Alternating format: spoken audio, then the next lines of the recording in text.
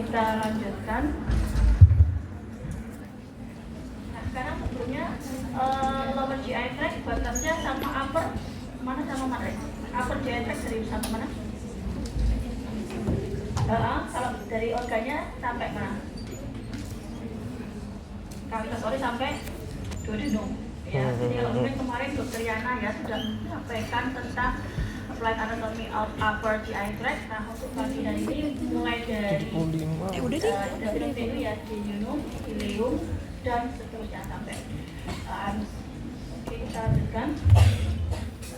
Nah, ini ya, kita ingat kembali beberapa organ yang termasuk dalam lower GI tract, diantaranya jejunum, ileum, kemudian intestinum crassum meliputi appendix, kemudian cecum, ya, lalu ada colon ascendens, colon descendens, colon transversum, colon descendens, colon sigmoid, kemudian rectum dan anus. Ya, ini kurang lebih kelainan-kelainan yang terjadi pada organ yang tersebut di ya slide ya.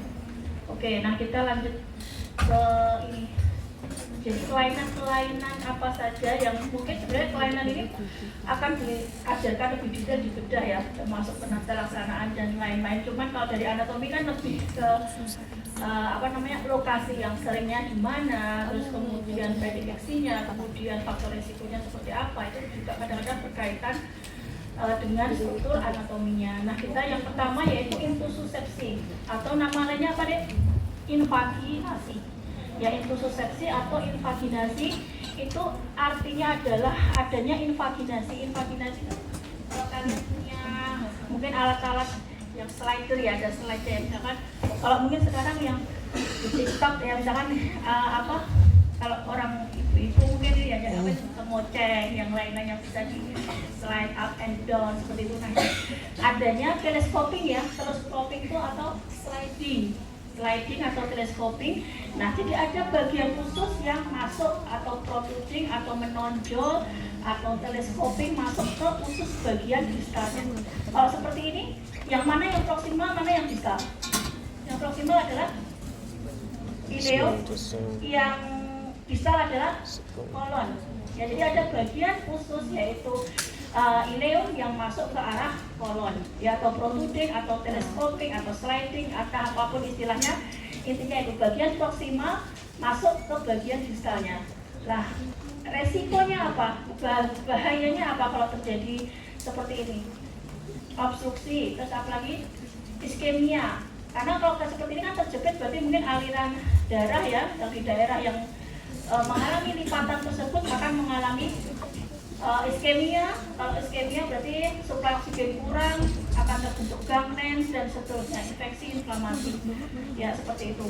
Nah, ini adalah yang bahaya adalah terjadinya blokade ya, suplai darah menuju ke daerah yang mengalami intussuscepsi tadi. Nah, kemudian gangren itu ini ya, gangren itu sudah paham gangren? Jadi infeksi yang kemudian ada bakteri dan sebagainya seperti itu ya. Ulkus kalau di diabetes mungkin yang tertampak dari luar ya, gangren atau ulkus ya, seperti itu. Kemudian bagian yang prolaps disebut sebagai intussusceptum. Kemudian bagian yang menerima ini kolon disebut sebagai intussuscipient. Ya, ada bagian yang masuk, ada bagian yang ini ya dimasuki ya, yang bagian distal dan bagian yang proksimal. Ada beberapa tipe ya untuk intussuscepsi ini. Yang paling sering adalah tipe ileokolik. Artinya apa deh? Sering terjadi di bagian ileo masuk ke kolon. Kemudian ada ileokolik. Berarti gimana? Ileo masuk ke ileum dulu baru masuk ke kolon. Berarti ini triple ya. Triple tes ini masuk lagi ke sini lagi ya, satu kali lagi. Nah, kolokolik berarti kolon masuk ke kolon. Kemudian ada small bowel intussuscepsi, yaitu bisa saja tadi kan jejunum masuk ke ileum, lalu ileum ke ileum. Tapi yang paling common sebenarnya ileokolik ya. Nah, ini kejadian dari intussuscepsi ini atau invaginasi itu sering terjadi pada anak-anak ini ya. Kenapa? Karena adanya ini ya secara dari usus besar pada anak-anak itu dibandingkan dengan ileumnya, ukurannya itu perbandingannya mungkin sangat besar ya pada saat ini. Pada saat anak-anak itu kayak apa ya, Dek? Kayak perbandingannya secara relatif itu besar ya, besar. Kemudian sehingga sering terjadi intussusepsi ini pada anak-anak. Nah, kemudian faktor lain yang berpengaruh juga adanya pembengkakan dari plaque sphere ya. Ini apa ini? Ya, pembengkakan dari plaque sphere. Kemudian adanya pembengkakan pada area ini kemudian akan memicu terjadinya adanya pembengkakan, misalkan di sini ya ada plaque sphere, memungkinkan bagian yang membengkak tadi menonjol masuk ke arah lumen yang tidak di disalnya seperti itu ya, sehingga ini ya akan menyebabkan, karena adanya pembengkakan itu tadi kan otomatis akan menyebabkan gangguan peristaltis. Nah, gangguan peristaltis akan memungkinkan bagian yang tadi terinfeksi akan masuk ke bagian di bagian usus di distalnya. Nah, ini penandanya, penanda dari intussusepsi. Ini ada gambaran dari donut sign atau target sign. Ya, ini ada seperti lapisan ya, yang putih. Ya, putih ini kan sebenarnya kan gambaran dari tunika apa? Serosa, yang bagian paling kuat dari usus. Lalu ada lagi bagian yang lebih gelap. Ini tunika muskularisnya, namun di bagian dalam ada yang putih lagi, yang bright lagi. Nah, yang bright ini juga berarti tunika serosa lagi, bagian usus yang masuk. Jadi gambaran seperti donut sign atau mungkin ada bilang seperti mata sapi dan sebagainya ya. Ini gambaran. Ini apa ya? USG atau apa ini? Saya apa ini kira-kira? Saya kan ini ya, nanti kalian cari, kalau nggak salah ini USG positif scan ya. Nanti lihat ini tampak gambaran donut sign, target sign. Ya, ini bagian yang terang, ada bagian terang 2 kali seperti ini ya. Ini penanda dari intussusepsi atau invaginasi. Nah, kita masuk ke volvulus. Volvulus apa ininya? Melintir, muntir ya, twisting ya, twisting atau invaginasi. Intussusepsi sama, volvulus adalah twisting, meluntir ya. Tapi meluntirnya itu di mesenteriumnya, ya, di mesenteriumnya, atau mesenterium itu kan yang berisi aliran darah dan lain-lain ya, yang menuju jaringan lemak dan lain lembaran-lembaran itu ya, yang menuju ke arah usus yang cukup darahnya. Nah, meluntirnya ini pada mesenteriumnya. Beberapa faktor risiko terjadinya volvulus. Volvulus ini sering terjadi pada bagian sigmoid, kolon sigmoid. Kenapa? Kenapa sering terjadi pada kolon sigmoid, atau faktor risiko apa terjadinya sigmoid volvulus? Yaitu yang pertama, pertambahan usia. Kalau tadi mungkin invaginasi lebih sering pada anak-anak, kalau volvulus ini lebih sering peningkatan usia menjadi salah satu faktor risiko terjadinya sigmoid volvulus. Kemudian ada juga gangguan neurologis lain seperti Parkinson disease, gangguan demensia vaskular dan lain-lain juga berpengaruh terjadinya volvulus ini. Ada gangguan psikiatrik yang akibat adanya penggunaan obat-obat antipsikotik dan lain-lainnya. Kemudian pada pasien yang mobilitasnya kurang, kemudian sering terjadi pada pria, male gender. Nah, ini beberapa keluhan atau gejalanya. Distensi abdomen pasti ya. Kalau ada meluntir seperti ini, bagian yang meluntir apa akibatnya yang kalian tahu? Pasti terjadi blokade isi ususnya ya, nggak bisa keluar. Terus distensi. Kemudian distensi apa? Kalau distensi akan mencepit pembuluh darah, aliran juga. Ya, sama seperti tadi. Area sini akan iskemik, distensi, kemudian bisa menyebut nyeri pastinya, vomitus ya, muntah, konstipasi, bloody stool. Kalau ini mungkin lower GI tract, mungkin ya perdarahannya masih ini ya, tetes-tetes ya, bukan nggak nyampur seperti itu. Kemudian the sigmoid colon is the area where jadi sering terjadi pada kolon sigmoid. Kemudian akibat ekstrem mobilitas dari kolon sigmoid, sehingga si kolon ini sering rotasi ya, muntir seperti itu pada mesenteriumnya. Nah, idealnya dia biasanya akan spontaneously, ini ya, bisa secara spontan dia akan balik sendiri. Namun jika terjadi rotasi yang tidak bisa reversible, akan mengakibatkan gangguan suplai darah pada area yang mungter itu tadi. Oke, ini valvulus sama. Intinya adalah rotasi, ya, rotasi ini ya, rotasi kemudian mungkin seperti ini. Nah, area seperti di sini kan akan suplai darah ke sini terjepit sehingga area ini akan kekurangan suplai darah dan sebagainya. Ini akan mengakibatkan obstruksi ya, obstruksi dari lumen. Kemudian kalau ada obstruksi di sini, ya ada obstruksi di bagian kolon sigmoid, yang distensi sebelah mananya biasanya? Proximanya ya, proximanya di sini juga pasti akan distensi ya, karena aliran passage uterusnya nggak bisa berubah. Di sini pasti akan ada distensi bagian kolon descendingnya ya. Kemudian adanya fecal impaksi ya. Fecal impaksi itu pengerasan feses ya, kemudian nekrosis juga bisa terjadi kalau terjadi dalam jangka waktu lama, suplai darahnya tidak segera tertangani dan seterusnya. Kemudian ya, jadi menghasilkan obstruksi dari kolon descendant ya, yang di atasnya, karena kan di sini muntir nggak bisa, yang di sini nggak bisa masuk, di sini distensi, obstruksi lah jalan atau saluran cerna di bagian kolon descendant. Kita lanjutkan. Sekarang ileus. Apa itu ileus? Mungkin dari udah ada. Ada deh. Ileus. Kalau ileus adalah ini ya, oklusi atau paralisis dari intestinum. Dia akan mengakibatkan gangguan passage makanan ya, gangguan aliran atau peristaltik. Ini yang berakibat akumulasi, sama seperti tadi, akumulasi makanan di proksimal di daerah yang terjadi blokade. Jadi kalau ini gambaran distensi abdomen contohnya ya, ini terbagi menjadi ileus paralitik dan ileus obstruktif. Jadi intinya usus tidak bisa peristaltik, ada bagian usus yang mengalami gangguan peristaltik sehingga bagian usus di proksimalnya akan distensi dan seterusnya.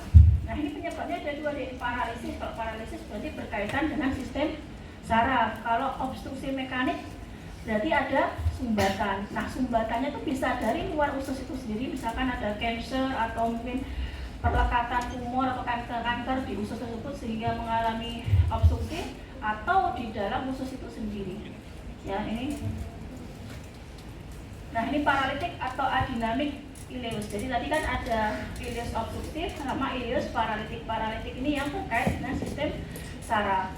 Nah, yang paralitik ini atau functional ileus ini terjadi jika ada kelainan tapi bukan mekanis, ya. Jadi bukan mekanis, non mechanical decrease ya, atau penghentian ini ya, aliran dari usus ya, passage usus. Kemudian ini biasanya akibat penurunan atau gangguan pada sistem motor activity ya, biasanya tanpa adanya gangguan obstruksi mekanis. Nah, ini kenapa misalkan contohnya pada pasca pembedahan dan lain-lain ya, pasca pembedahan atau penyebab-penyebab lain ya, pseudo-obstruksi. Jadi kalau mungkin penggunaan obat-obat pada saat pembedahan itu menyebabkan relaksasi dari ini ya, makanya kenapa kalau puasa, kalau operasi biasanya kan disarankan puasa dan lain-lain, karena kan salah satunya kan berefek ke motilitas usus dan lain-lain. Nah, ini mungkin kadang-kadang bisa terjadi pada kondisi pasca surgery. Nah, kemudian obstruktif ileus adalah gangguan passage makanan atau gangguan aliran makanan dalam usus akibat blokade mekanik ya. Mekanik berarti artinya ada obstruksi. Obstruksi bisa karena di luar, ekstrinsik atau intrinsik. Nah, kalau yang dari luar ada cancer atau kanker yang menyebabkan adesi atau perlekatan ya, perlekatan dari usus dan lain-lain. Nah, kalau yang intrinsik bisa saja juga di dalam usus itu sendiri ada keganasan seperti itu ya. Itu yang obstruktif ileus. Jadi intinya ya gangguan passage mungkin bagian segmen usus tertentu. Intinya itu ya. Nah, sekarang masuk ke appendix. Mungkin appendix yang sering kalian keluhan abdomen yang mungkin sering dialami atau dilakukan pembedahan, appendicitis ya. Nah, kita review sebentar tentang appendix. Nah, ini ada titik McBurney. Jadi titik McBurney adalah ini ya, dari umbilikus ditarik ke spina iliaca anterior superior. Nah, kemudian dibagi tiga. Nah ini titik McBurney itu ada di sepertiga lateral ya. Nah ini titik McBurney ini sebagai apa dari appendix? Seperti apa? Gambaran dari lokasi apa? Puncak appendixnya atau pangkal appendix? Seperti ini. Puncaknya si appendix atau pangkalnya deh untuk titik McBurney.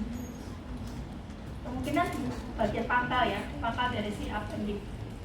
Nah, nanti kita lihat ya. Ini titik McBurney point. Nanti kalau kalian mau belajar tentang ini apa namanya tipe-tipe incisi pada abdomen, misalkan ini incisi median atau midline, kemudian yang merah ini paramedian, ini subcostal, ini bisa kalian baca sendiri. Nah ini ada dua warna deh. Yang hijau itu yang mendatar tuh transverse abdominal incision, mungkin untuk operasi-operasi appendix ya. Kemudian yang biru ini yang ini ya seperti dari lateral ke medial di sini itu intradigital McBurney incision. Nah jadi appendix itu letaknya di ini ya kuadran dextro inferior ya, kuadran dextro inferior. Kemudian proyeksinya pada titik McBurney ya. Kemudian kalau lance point, masih ingat nggak lance point yang dihubungkan garis dari spina iliaca anterior kanan ke superior kanan ke spina iliaca anterior superior dan kiri. Lalu dibagi 6, 1, 2, yang tengah ini kan 3, tengah sini garis itu ya. Lalu di sini dibagi 3 bagian, yang sini 3 bagian. Nah, lance point itu ada di sepertiga lateral, tapi yang bagian kanan. Nanti kalian cari ya lance point. Kemudian ini sepertiga dextra on line drawn from sias dextra at antapecular sinistra. Oke, nah ini beberapa ini ya variasi appendix. Ada yang bentuknya itu retrosecal, jadi tadi yang pangkalnya dari sini. Kemudian yang retrosecal itu sebagian besar seperti ini, dia di belakang sekum ya 43,5% kurang lebih. Sebagian besar adalah retrosecal, kemudian subsekal.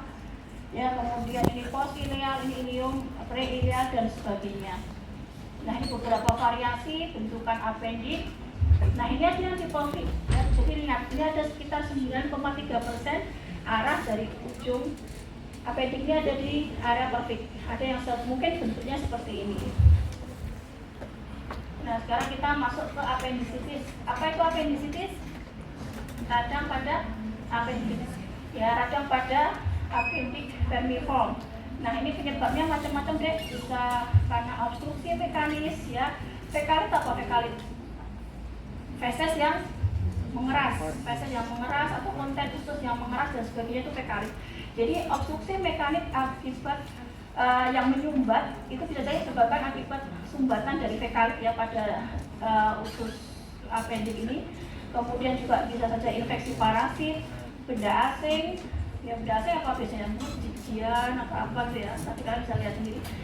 Juga bisa akibat hiperplasia glandula limfoid ya pada anak-anak misalkan. Kemudian bisa juga idiopatik. Jadi nggak tahu penyebabnya apa idiopatik ya biasanya seperti itu. Patogenesisnya adalah akibat adanya beberapa ini tadi menyebabkan obstruksi lumen. Lalu kalau ada obstruksi, ada distensi ya, distensi atau pembengkakan. Kemudian terjadi peningkatan intralumen. Peningkatan intralumen vena-vena yang mengaliri jadi stasis ya, nggak bisa mengalir. Kemudian terjadi iskemia terjadi ulcerasi, kemudian infeksi dari luar, kemudian ujung akhirnya adalah inflamasi seperti itu. Nah, appendicitis ini beberapa faktor yang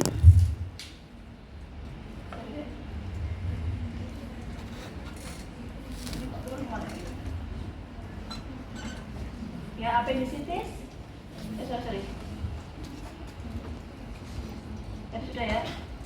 Ini appendicitis, ini beberapa predileksi. Kenapa pada appendix itu sering terjadi inflamasi atau infeksi? Yang pertama adalah dia bentuknya panjang, kecil, buntu, blank and buntu ya. Intinya panjang, sempit, kecil, buntu, sehingga memudahkan terjadinya stasis isi usus.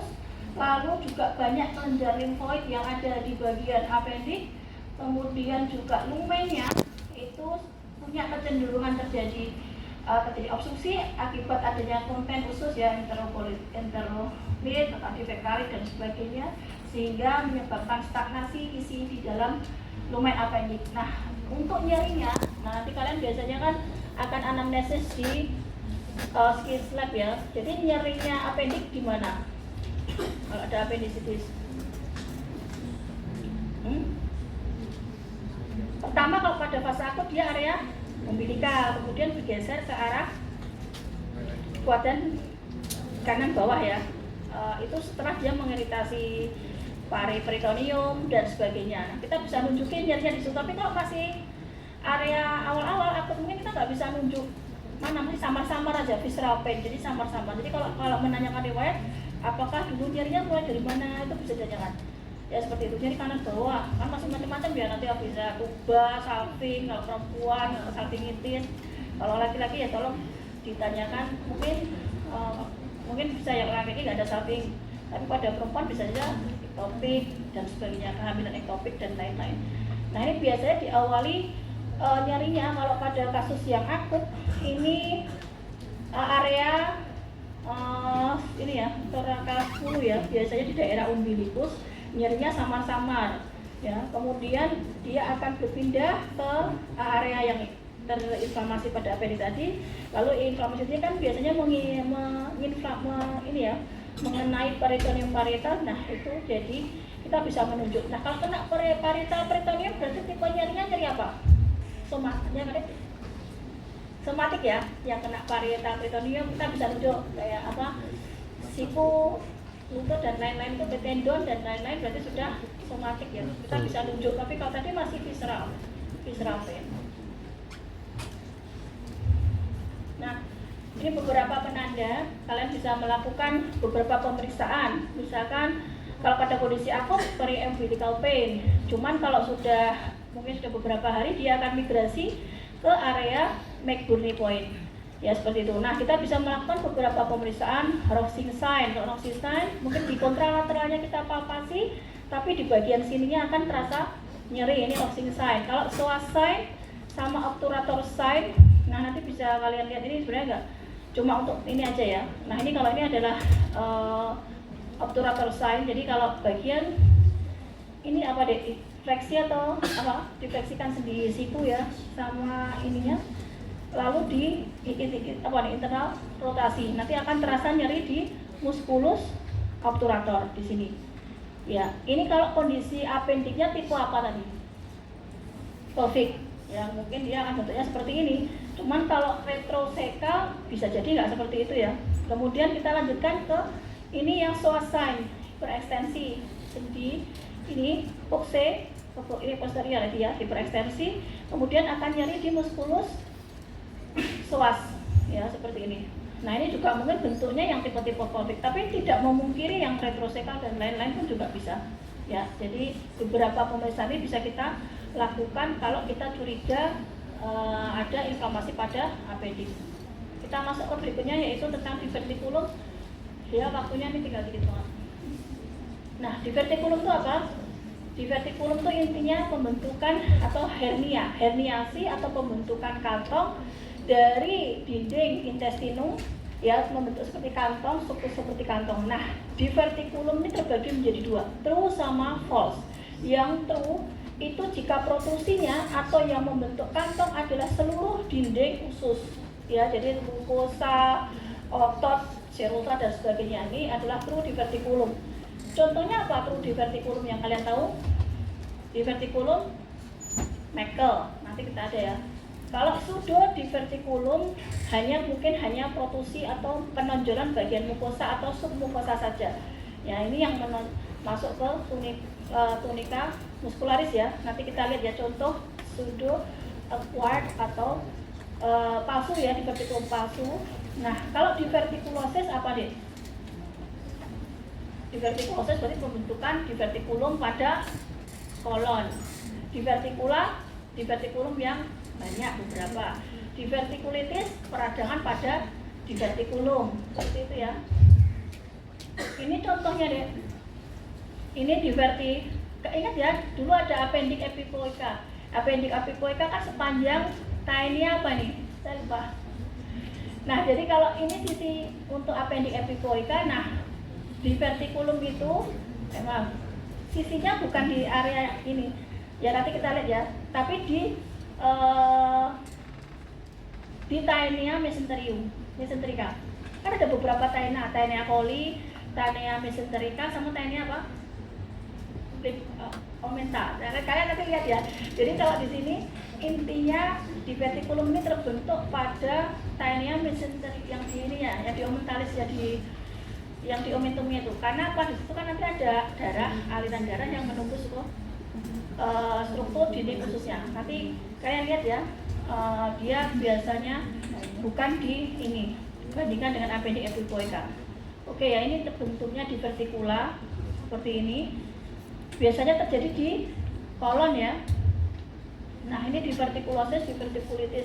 Di vertikulosis adalah gangguan di mana terbentuk multiple ya, beberapa di vertikula vaso atau di vertikula pseudo di vertikulum tadi, yaitu ini ya, terbentuknya kantong-kantong yang terdiri dari lapisan mukosa, tapi ada juga yang menyebut sampai submukosa ya, mukosa, submukosa, submukosa sama mukosa yang terbentuk di sepanjang usus, tapi lebih sering di bagian kolon ya sebenarnya. Kemudian ini biasanya terjadi pada usia middle age ya, menengah sampai tua, lalu sering pada orang tua. Ini sering terjadi di kolon sigmoid ya, sama seperti tadi volvulus ya. Ini sering terjadi pada kolon sigmoid.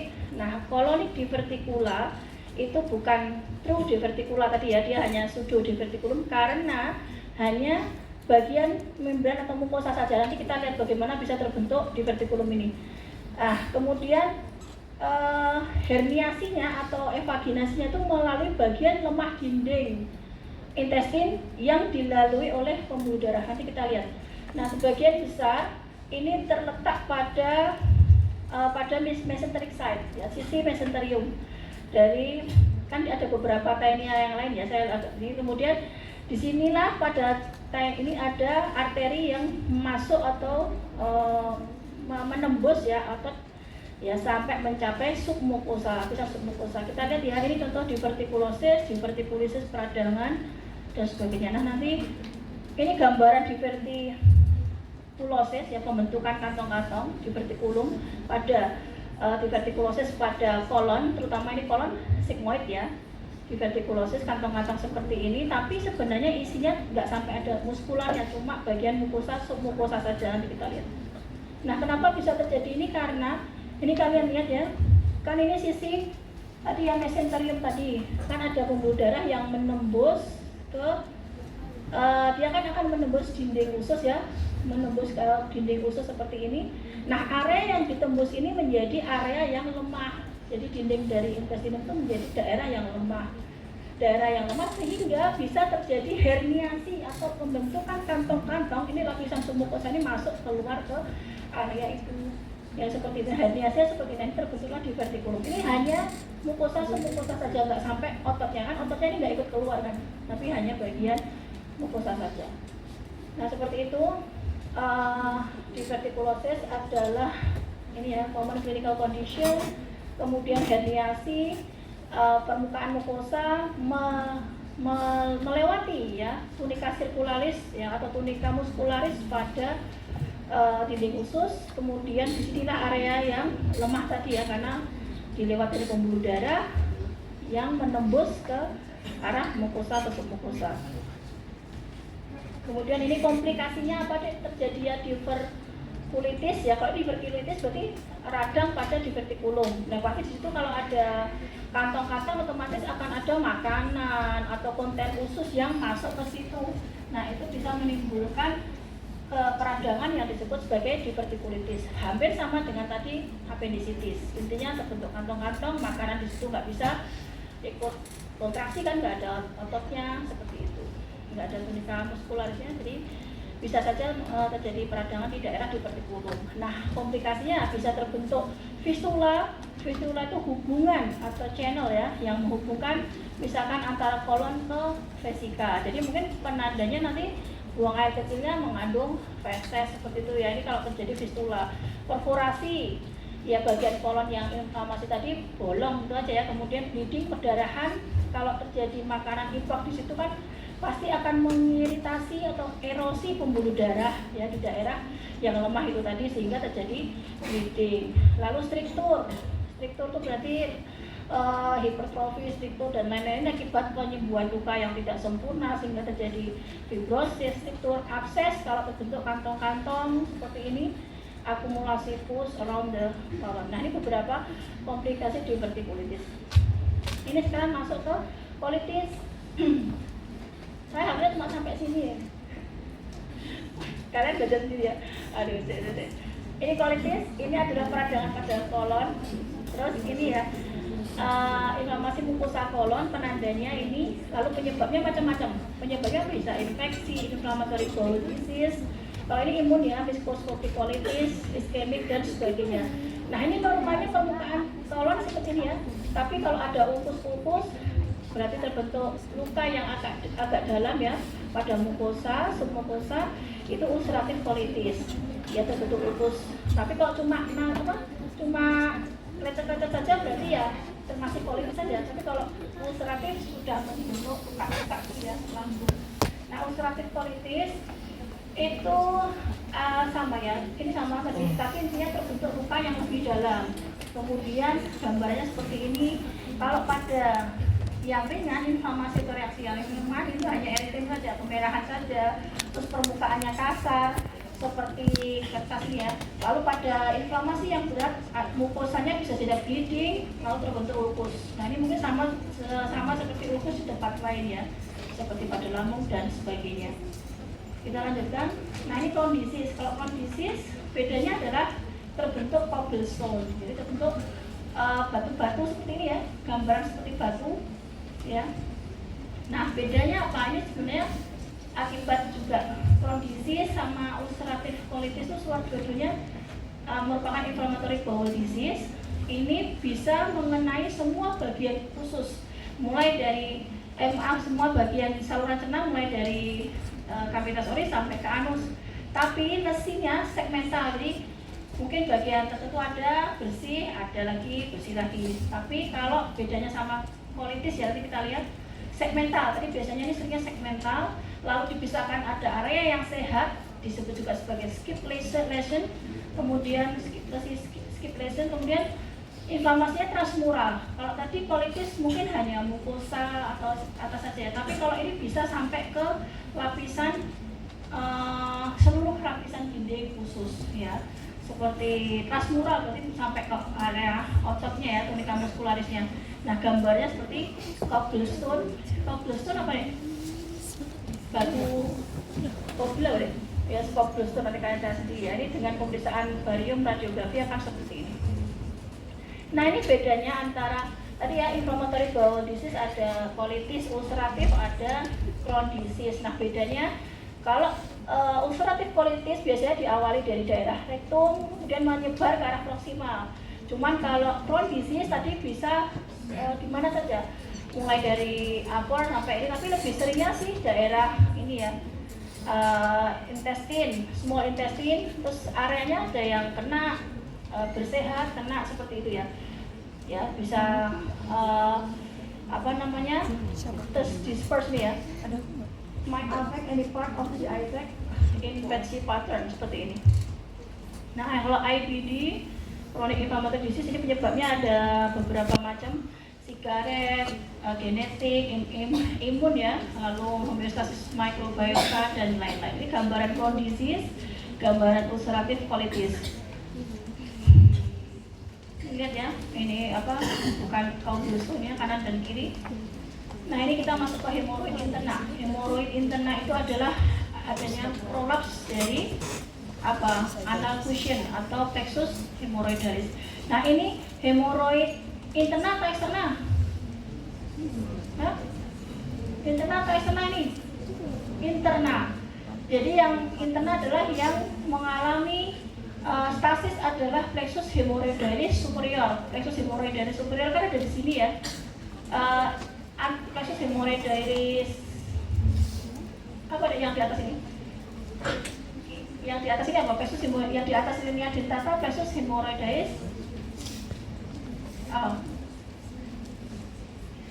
Ini atau nama lainnya interna. ya, yang di sini di atas linea dentata. Nah ini grade 1 kalau dia kita ada misalkan buang air besar di darah, tapi belum ada penonjolan, belum ada ini ya, kita belum meraba penonjolan. Tapi kalau yang grade 2 ini ada penonjolan pas saat buang air besar dan sebagainya, kemudian dia akan balik sendiri, ini normal. Lalu yang grade 3 harus dibalikkan ke atas dengan bantuan tangan ya. Kemudian kalau yang ini grade 4 sudah tidak bisa balik sendiri, dibalikkan nggak bisa. Nah ini butuh dioperasi ya seperti itu. Nah prolapse stay out all time, jadi nggak bisa dibalikkan lagi. Ini grade 4 ya. Nah ini ada mixed hemorrhoid. Kalau mixed hemorrhoid berarti yang kena hemorrhoid bisa ini ya, plexus hemorrhoidalis interna sama plexus hemorrhoidalis externa. Di sini kan linea dentata di sini ya. Kalau di bawahnya linea dentata berarti plexus hemorrhoidalis externa. Hemorrhoidnya nama hemorrhoid externa seperti itu. Ini mixed hemorrhoid ya, mixed internal external hemorrhoid. Kalau hemorrhoid external berarti hanya bagian ini saja yang terjadi, dilatasi vena. Ini ya, kalian lihat lagi nanti. Ini ya, internal sama external.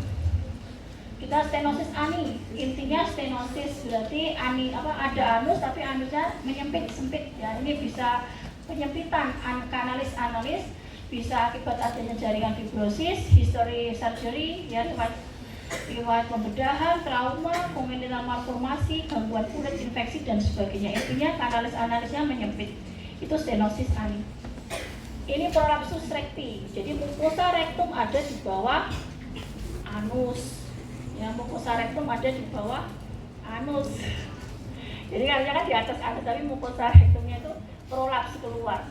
Prolaps beberapa atau bagian dari mucosa rectum melewati kanalis sphincter ani ya, rectum berada di bawah atau di luar anus. Penyebabnya macam-macam, excessive diarrhea, ya, diare yang berlebihan, mengejar yang terlalu keras, kemudian kelemahan ligamen dan otot di area ini ya, kemudian kehilangan lemak di daerah fossa ischial-anal dan sebagainya.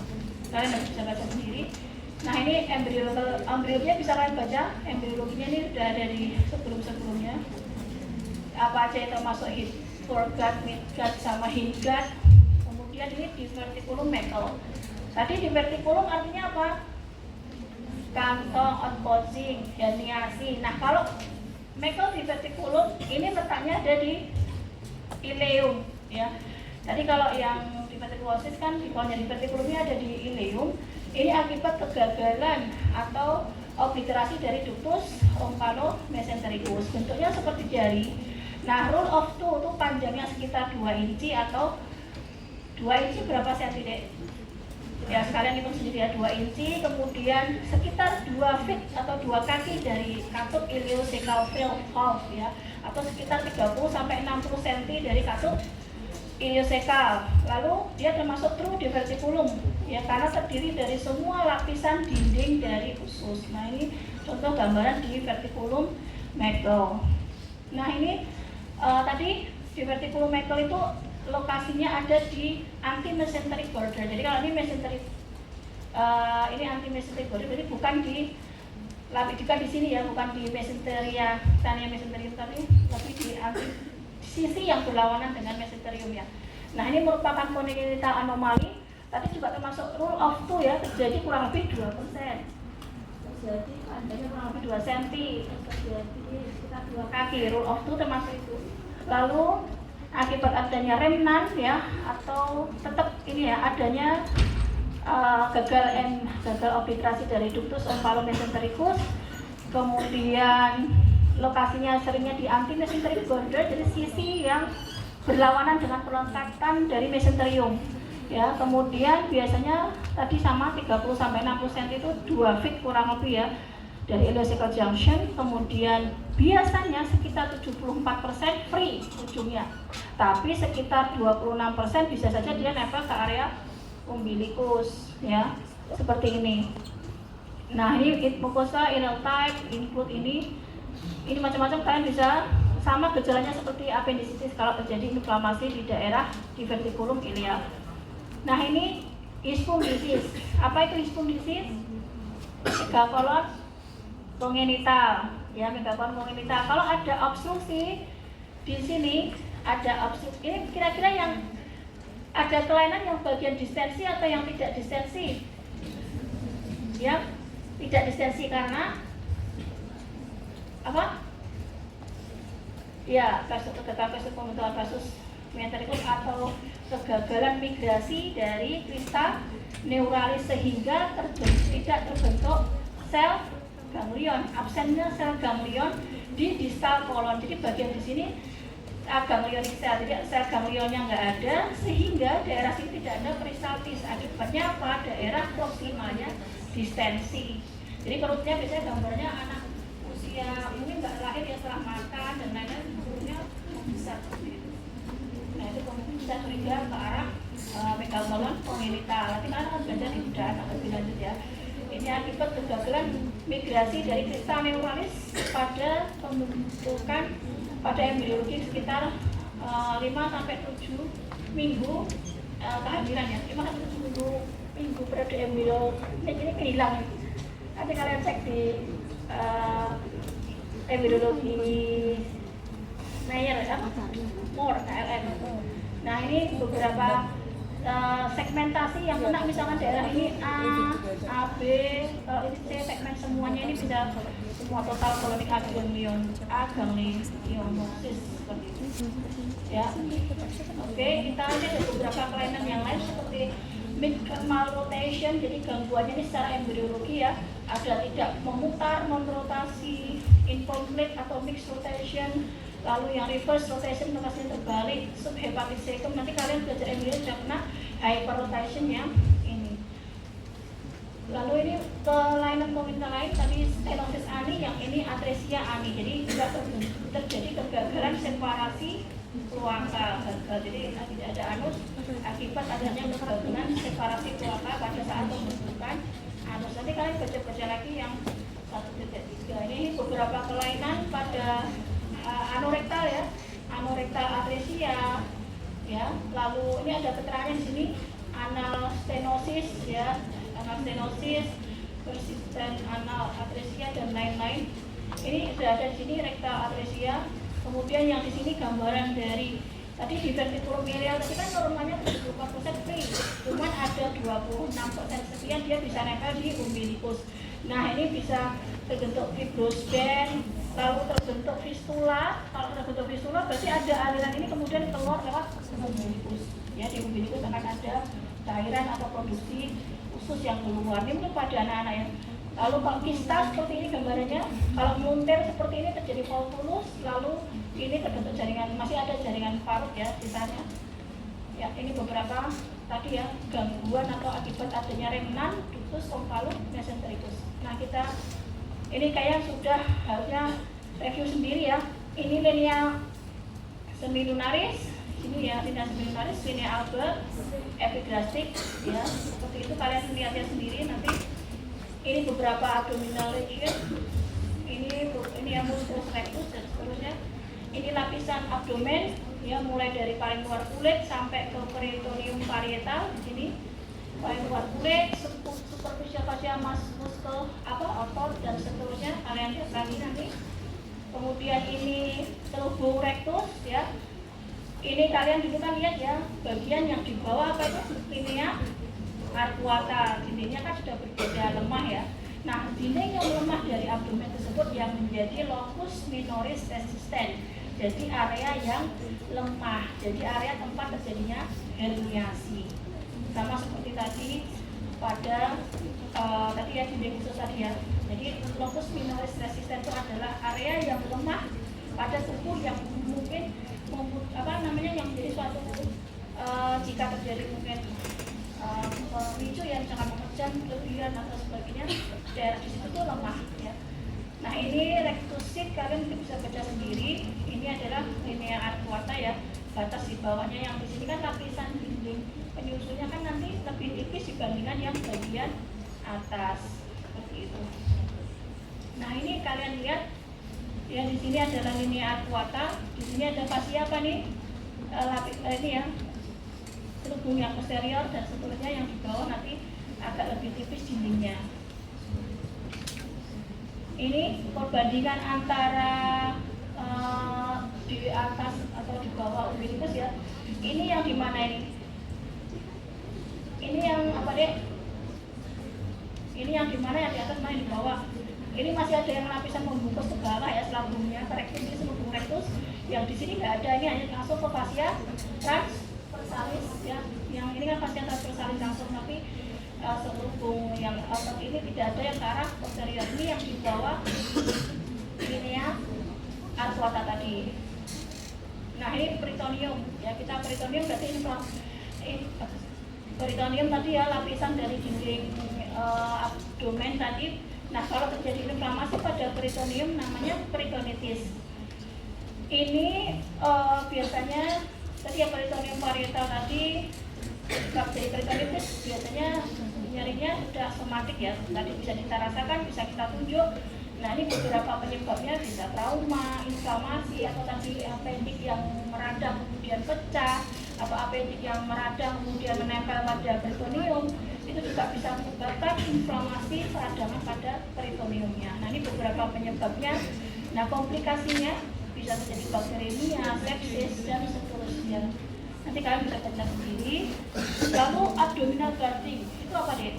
Misalkan tadi ada yang penderita appendicitis, ya kan di situ ada peradangan. Nah, ada mekanisme tubuh, misalkan kita pegang oleh seorang dokter, itu akan ada tension atau tegangan dari otot. Itu sebenarnya refleks normal tubuh untuk melindungi supaya internal organ tadi tidak luka, gitu ya, tidak mengalami injury yang berlebihan. Jadi luka kalau nanti ada yang sakit, pokoknya kalau bagian abdomen itu ditekan, ya itu akan otot itu tegang. Fungsinya ya ini supaya underlying tissue itu tidak menjadi semakin injury atau semakin trauma seperti itu. Jadi intinya adalah abdominal guarding dan tensi ya, peningkatan tegangan pada otot yang di dalamnya atau di profundanya ada organ yang mengalami inflamasi, infeksi. Nah, nafel apa nih nafel? Nafel kasih. Nafel ini ya, umbilikus atau peridotan ya, umbilikus. Ini biasanya ada yang menonjol, flat datar atau cekung dan sebagainya. Nah, area yang sekitar nafel ini biasanya termasuk dermatom torakal 10. Kemudian letaknya sekitar pinggir L3 atau 4 vertebra. Ompalitis adalah peradangan pada umbilikus. Pada bayi baru lahir kan ada hubungan antara umbilikus bayi dengan plasenta pada ibu. Nah itu biasanya dipotong, meninggalkan sekitar beberapa senti, lalu diklem. Nah yang nempel sisanya itu biasanya kan nanti akan lepas. Lepas itu sekitar kurang lebih 3-45 hari setelah melahirkan. Tapi kadang-kadang mungkin setelah lepas itu ada sisa-sisa infeksi yang nempel. Kan ini ada panjang gini nempel sedikit ya, panjang, tapi ini udah lepas. Cuman ini masih ada infeksi di daerah nafel atau umbilikus, namanya ompalitis. Peradangan pada nafel umbilikus biasanya terjadi pada bayi baru lahir. Nah ini idealnya dibuka saja, jadi jangan ditutup. Lesinya kan malah jadi basah, dibuka sering banyak kena udara sehingga ini ya open to dry. Stam itu pangkal dari umbilikus ini ya, stam pangkal umbilikus. Nah ini biasanya pada bayi baru lahir. Nah ini hernia. Saya cepet saja 5 menit ya. Habis ini kan baca sendiri. Hernia, abdominal hernia. Ini ada beberapa tipe. Hernia artinya adalah protrusion atau menonjolnya bagian abdomen, konten abdomen melalui dinding abdomen ya. Konten abdomen apa? Bisa usus, bisa omentum, bisa ginjal, bisa hati dan sebagainya. Intinya apapun, atau bahkan nggak ada isinya pun tapi sudah terbentuk saluran itu juga sudah ini. Kadang-kadang cuma menonjol saja, belum tentu isinya tuh keluar, ini masih menonjol saja, itu bisa kita sebut sebagai hernia. Nah ini terdiri dari beberapa bagian, kantong, lalu ada isi kan, lalu covering yang tertutupnya. Kemudian sama seperti hernia tadi di bagian sama intinya. Cuman ini kalau hernia ada isinya, konten. Nah isi hernia itu macam-macam, bisa omentum ya, lemak-lemaknya saja atau sampai ke organnya. Kemudian ada beberapa tipe deh, inguinal, ini ada indirect sama direct. Lalu femoral, umbilical dan sebagainya. Edisional, kalau tadi di hernia seminilaris itu namanya Spigelian hernia. Nah ini beberapa tadi ya bagian hernia. Ini kalau ada isi yang masuk seperti ini ya, ini berarti di abdomen ini ada isi yang keluar. Ini kontennya, lalu ini coveringnya, ini adalah leher hernianya seperti itu. Nah ini hernia apa ini? Hernia inguinalis, direct atau indirect? Kalau indirect itu dia melalui annulus inguinalis profundus lalu keluar ke annulus inguinalis superficialis, lalu dia masuk ke bersama funiculus spermaticus masuk ke area skrotum. Ini hernia inguinalis indirect. Nanti bedanya apa sama yang direct? Kemudian ini epigastric hernia. Kalau di daerah linea semilunaris adalah Spigelian hernia. Jadi linea semilunaris itu yang ini ya. Spigelian hernia kurang lebih sekitar daerah sini. Perpotongan antara linea ini, areanya kan tadi tipis ya dindingnya, sehingga isi usus bisa keluar melalui situ. Nah ini kalian lihat penutupnya kantongnya itu terdiri, ada yang cuma peritoneum sama kulit saja, ada peritoneum sama lemak dan lain-lain tergantung lokasinya ya, sebagai yang penutup atau covernya itu. Nah ini beberapa contoh. Ini hernia apa ini? Hernia epigastrica. Kalau ini hernia umbilicalis di daerah umbilikus. Hernia spigelian. Incisional hernia berarti akibat luka operasi, misalkan di usus, terus di situ jadi lemak, kemudian organ intraabdomen keluar lewat incisi, ya seperti itu ya. Nah ini lihat ya, ini bedanya hernia inguinal dan hernia femoral. Ya kalau hernia inguinal ini ada ligamentum inguinalis, ini hernia inguinalis itu lokasinya ada di lebih ke ini ya, proksimal ya, lebih proksimal dari ini ligamentum inguinale. Ligamentum inguinale kan seperti dilipatan ya, selatangan. Nah kalau hernia femoralis keluarnya di annulus femoralis di bawah ya. Nanti kita bisa lihat ini contohnya canalis inguinalis. Nah kalau tadi hernia inguinalis ada direct, ada indirect. Yang direct dia nggak melewati canalis inguinalis, tapi dia nembus langsung bagian yang lemah, yaitu pada trigonum Hasselbalch. Penandanya ini ada apa, ini rectus abdominis segitiga yang ini, kemudian ini ada pembuluh arteri dan vena epigastrica inferior. Lokasi di sini tuh lemah. Ini di sini linea arcuata ini tuh lemah, sehingga konten usus itu bisa tembus ke sini masuk ke area inguinal. Jadi gambarnya mirip-mirip, hampir sama dengan hernia inguinalis yang indirect. Kalau indirect malah lewat pintunya annulus inguinalis superficialis sampai profunda ke superficialis. Inguinal hernia ya, ini terjadi indirect sama direct. Langsung di posterior wall of inguinal canal, ini melalui canalis inguinalis profunda. Nanti kalian baca. Bedanya ini indirect tadi ya, akibat di sini kan ada prosesus apa deh, jalan keluarnya testis juga apa? Gubernaculum testis kan, gubernaculum testis itu dulu kan awalnya di abdomen, kemudian dia turun ke skrotum. Nah di situ namanya penunjuk jalannya adalah prosesus vaginalis. Si prosesus vaginalis ini kalau tetap terbuka, ini bisa sebagai jalan masuknya konten usus masuk ke dalam ini canalis inguinalis. Kalau ini hernia inguinalis indirect. Jadi kalian tahu apa? Ini yang hernia inguinalis direct, bedanya adalah dia tadi ya, ini dia langsung nembus di sini. Ini rectus, ini nembus di trigonum Hasselbalch tadi. Ini ada arteri dan vena epigastrica inferior, dia nembus ini, tapi dia tidak bersama funiculus spermaticus seperti ini.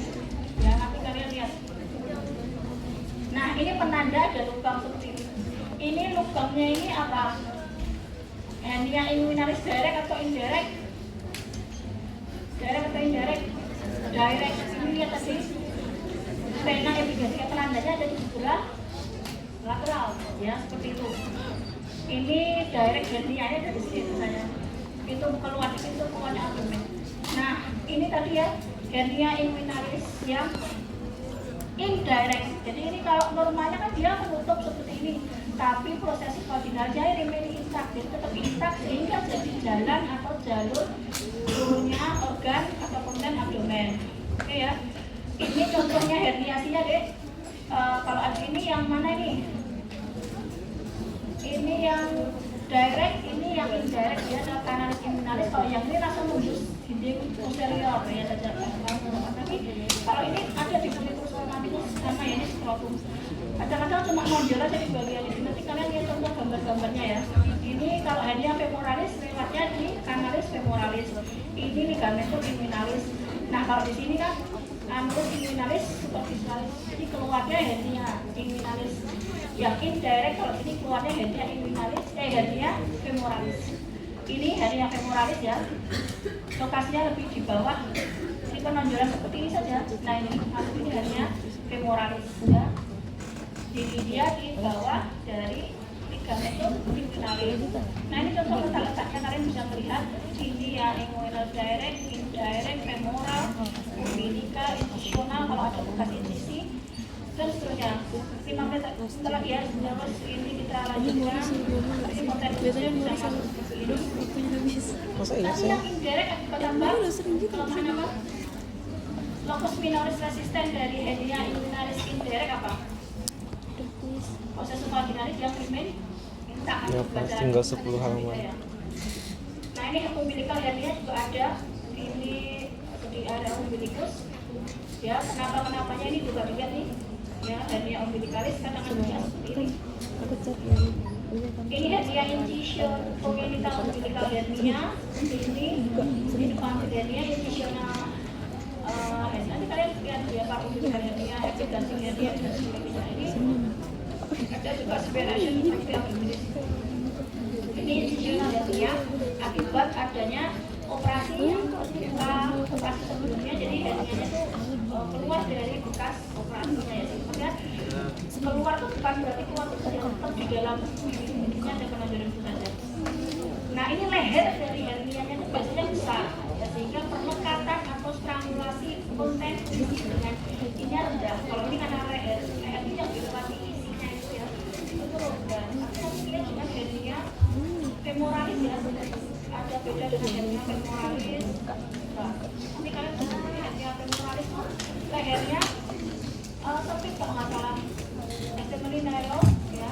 Kalau itu hernia femoralis, sehingga sering menyebabkan strangulasi dibalikan dan sebagainya. Itu hernia femoralis leher yang dilewati. Nanti kalian bisa baca herniorrhaphy itu operasi penutupan hernia. Ini beberapa kelainan lain, tapi misalnya penyakit kepada gangguan liver dan sebagainya.